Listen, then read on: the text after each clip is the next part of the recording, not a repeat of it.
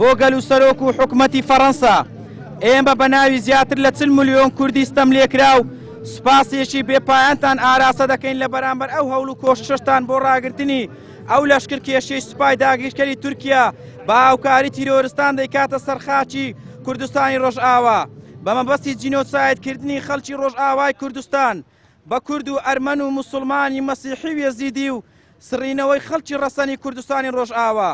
ئێستا سوپای تورکیا و تیرۆرستان بە هاوکاری فڕۆکە دەستیان کردووە بە کوشتن و بڕینی خەڵکی کوردستانی ڕۆژئاوا.